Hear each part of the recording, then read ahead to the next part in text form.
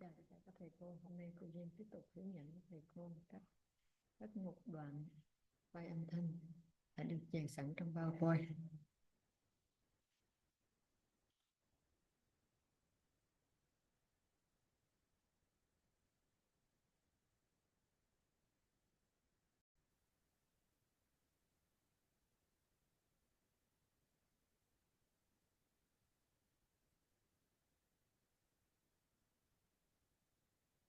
Bước đầu tiên, thầy cô cũng mở một file PowerPoint.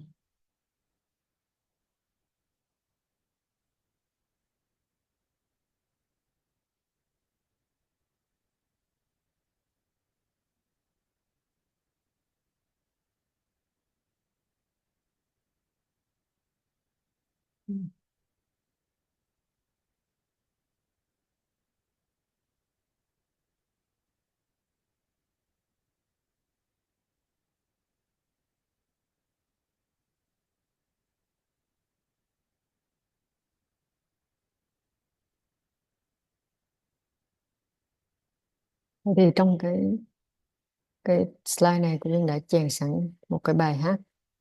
Hôm qua cô Duyên đã chèn sẵn một bài hát dài, có độ dài là tầm 4 phút.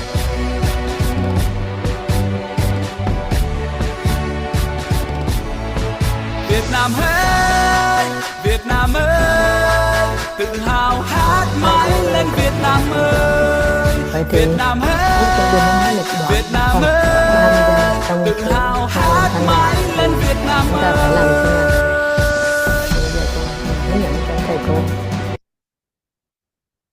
Bước đầu tiên chúng ta sẽ chọn chọn vào file âm thanh, sau đó ta chọn vào thế playback và chọn Stream Audio.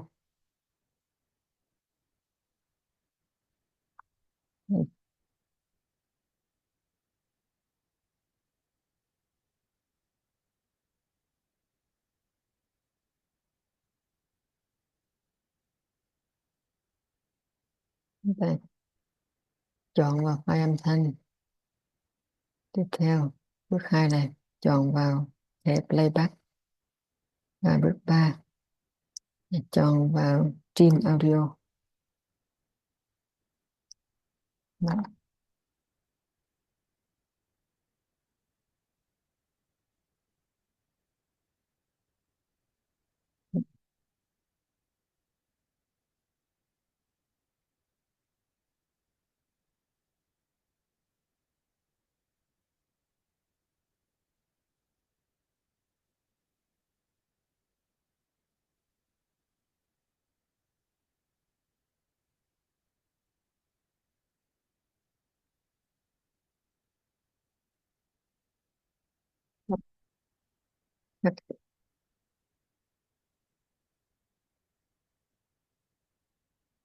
Một đoạn file âm thanh.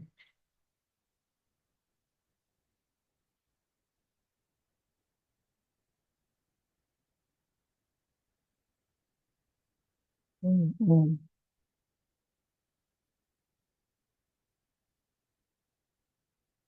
ừ, được.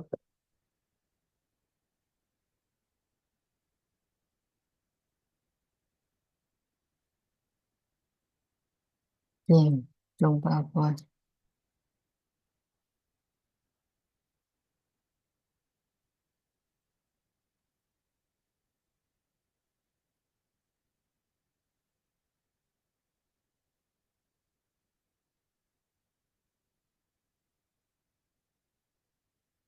Bước 1,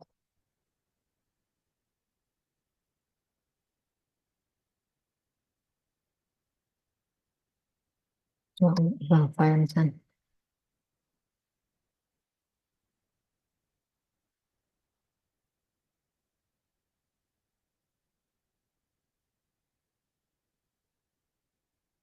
Ừ, rất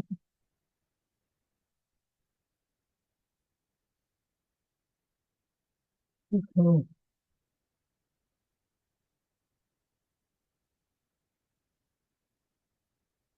chọn playback. playback.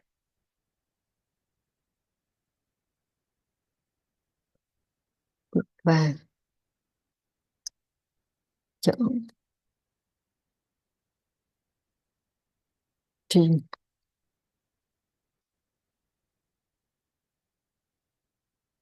audio.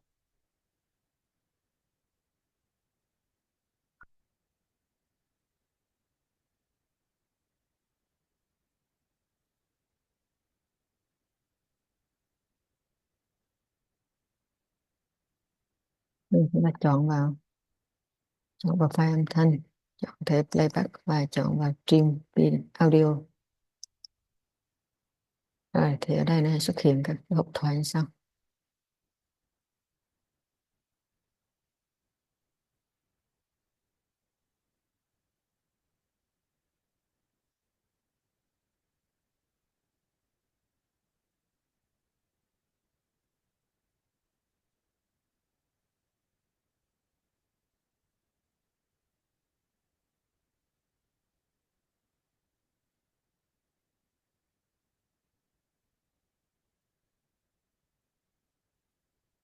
Xuất hiện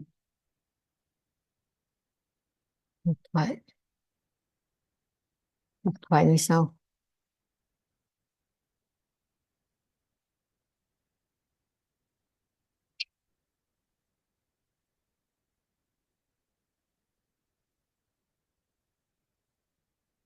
Thì khi nó xuất hiện hộp thoại này thì thầy cô muốn các cái đoạn nào thì bây giờ chúng ta sẽ bật lên và nghe thử, đưa cái về đầu vào nghe thử và chúng ta xác định đoạn cắt.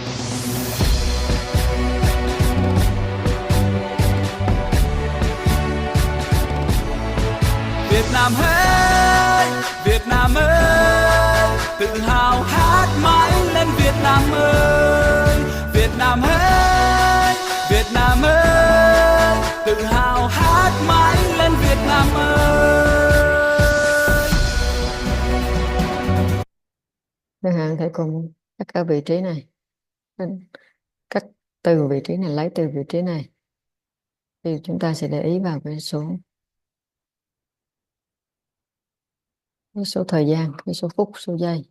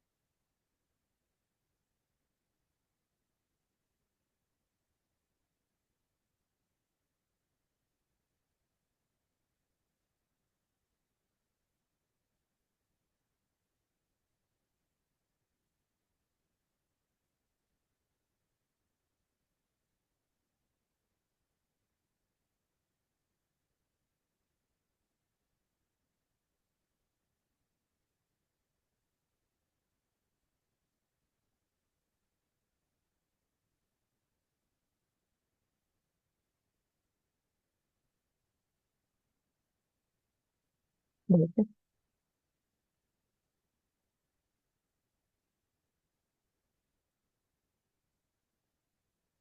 Một đoạn trong file này.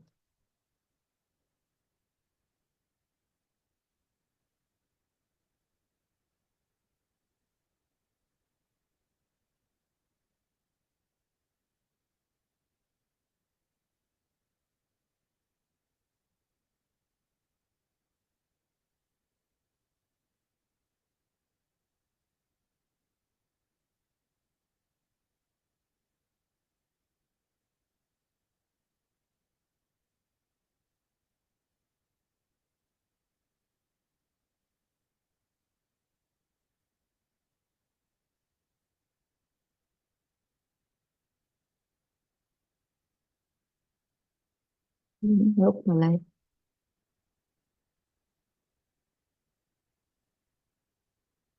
lấy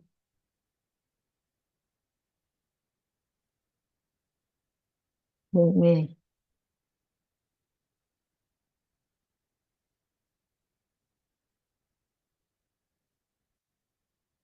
nghe, chú ý.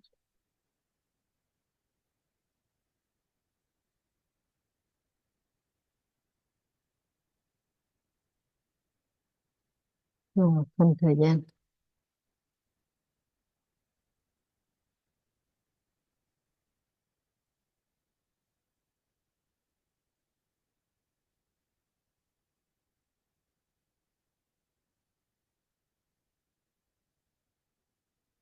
Có hai cách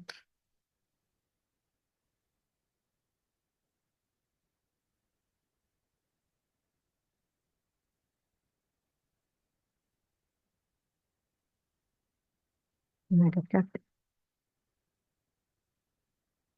cách một.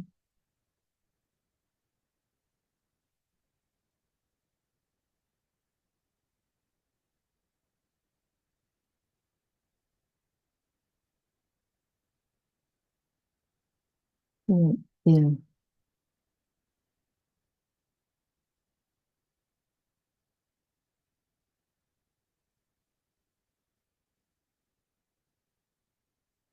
thời gian điểm đầu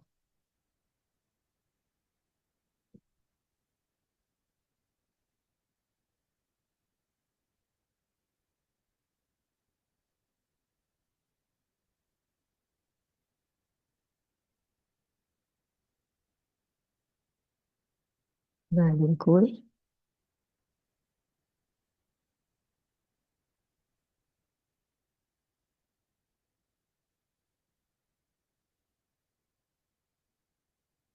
Điểm đầu và điểm cuối.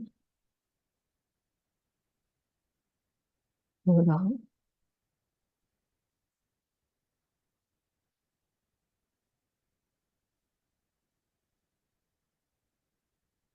bằng cách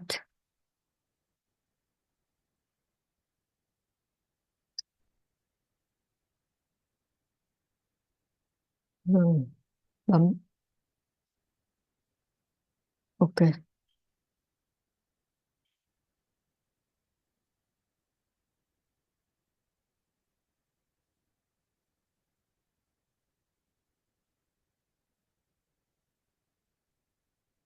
Nên ví dụ như thầy cô mở lên và nghe, chúng ta cần cắt đến đoạn này, chúng ta nghe các đoạn này thì chúng ta sẽ điền cái số start time. Đây, thời điểm đầu là start time.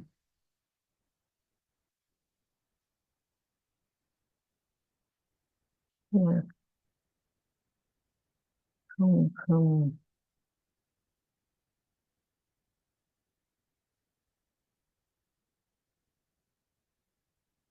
hai bảy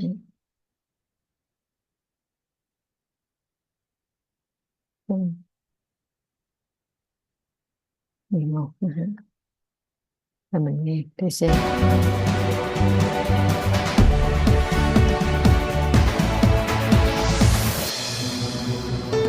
bước giữa nắng tràn đường phố nơi tôi ở.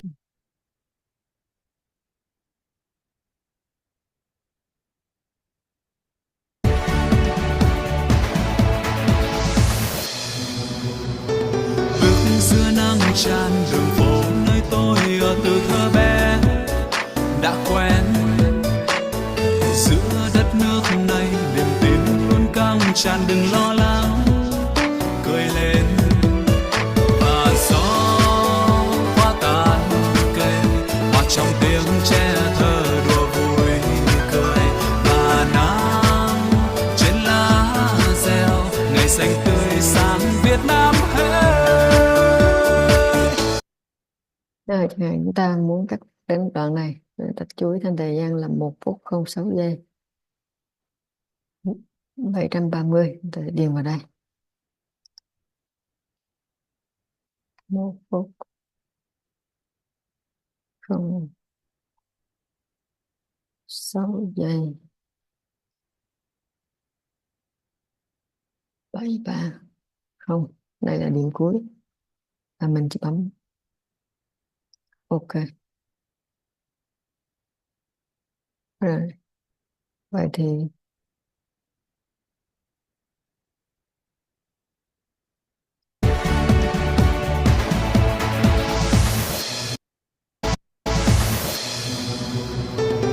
giữa đất nước này niềm tin luôn căng tràn, đừng lo lắng, cười lên và gió hoa tàn cây, hòa trong tiếng trẻ thơ đùa vui cười, và nắng trên lá reo ngày xanh tươi sáng Việt Nam hey.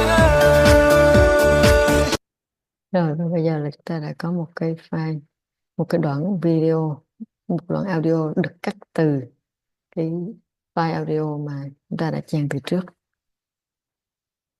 Đấy là cách thứ nhất. Còn cách thứ hai thì chúng ta có thể làm như sau. Chúng ta cũng chọn file audio, cùng làm lại.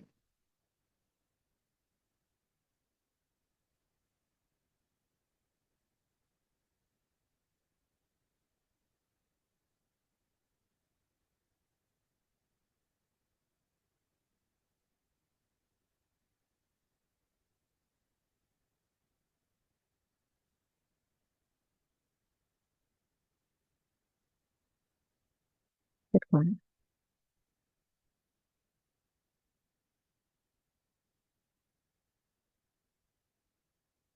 bây giờ là file audio, kết quả là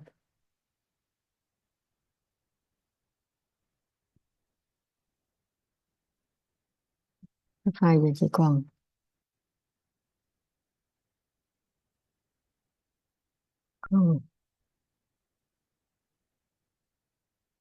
36,73 giây.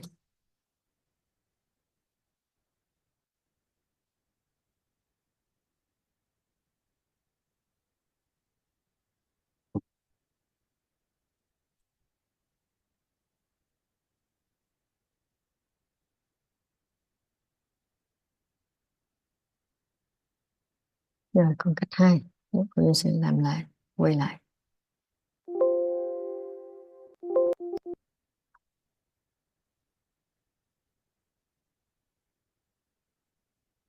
Đây là file audio ban đầu, nó dài 4 phút 06, hơn 4 phút 06 giây.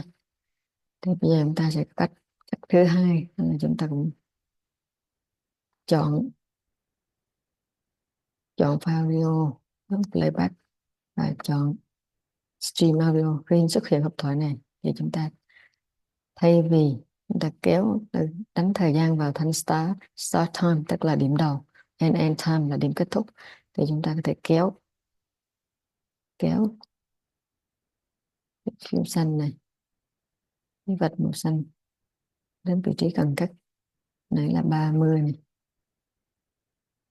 Rồi, 30 và vạch xanh sẽ là điểm đầu, và chúng ta kéo vạch đỏ này chính là, cái thanh đỏ này chính là điểm kết thúc. Thì nằm chỗ 1 phút.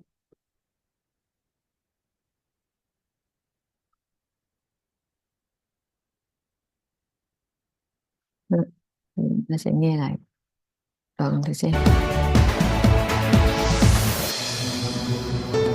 Bước giữa nắng tràn đường phố nơi tôi ở từ thơ bé đã quen, giữa đất nước này niềm tin luôn căng tràn, đừng lo lắng, cười lên và gió hoa tàn cây, hòa trong tiếng trẻ thơ đùa vui cười, và nắng trên lá reo ngày xanh tươi sáng Việt Nam hey. Rồi chúng ta cần cắt ở đây, tôi đang dừng và kéo cái thanh đỏ đến vị trí đó. Rồi chúng ta cũng bấm OK. Đây, đến cái này thay vì chúng ta điền thời gian vào start time and end time là kéo cái vạch màu xanh, tương ứng với start time là vạch màu đỏ, là tương ứng với end time.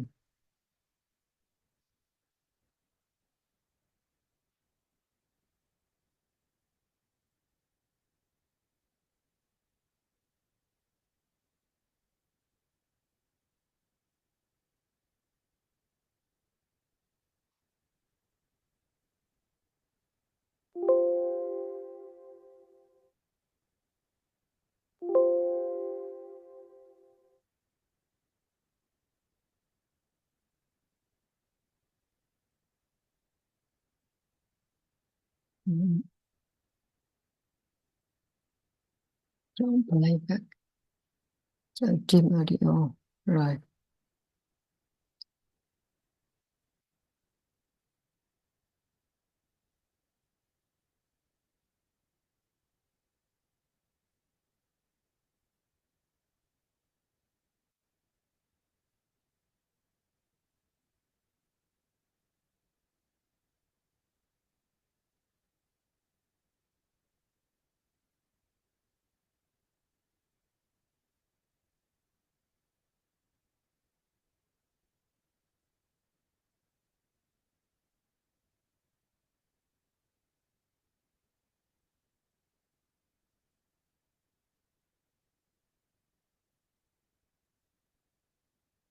Ừ,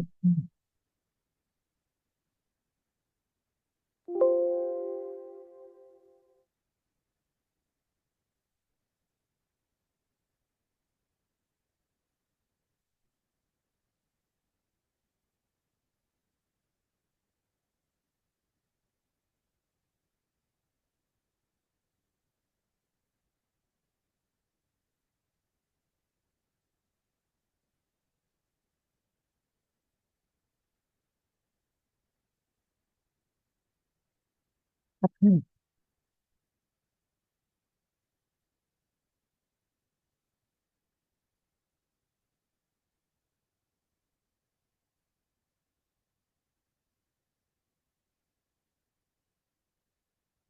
Thay vì thầy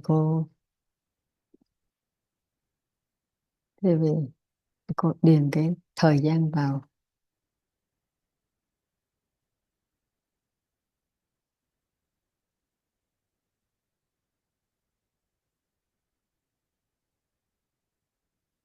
Vào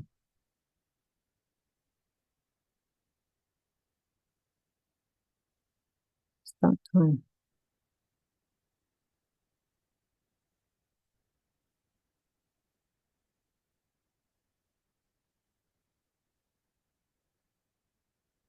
và end time.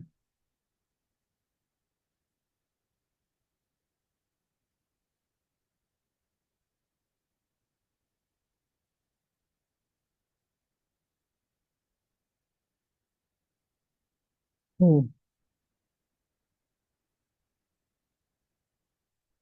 điều chỉnh.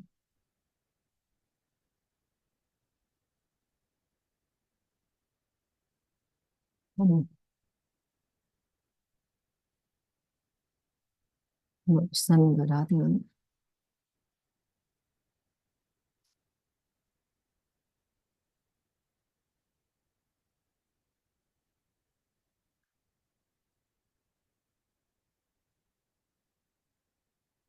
Tương ứng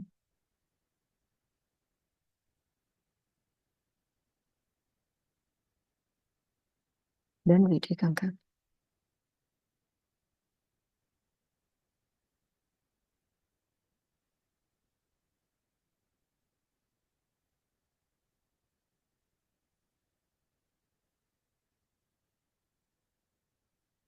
Và chọn ok.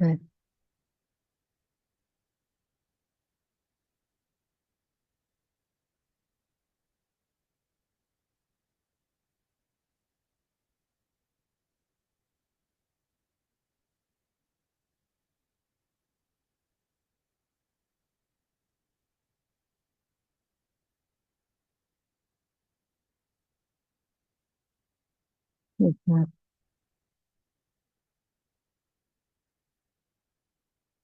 cũng được một format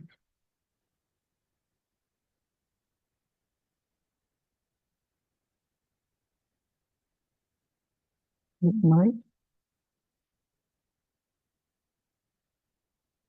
Này thì cô có thể thực hành theo cô Duyên. Đây, khi mà kéo cái thanh timeline, cái thanh start time đến vị trí này và thanh end time vị này, chúng ta bấm OK. Rồi và giờ chúng ta cũng có được một đoạn video mới, có độ dài bước giữa nắng tràn đường phố 130 nơi giây. tôi ở từ thơ bé đã quen Việt Nam ơi.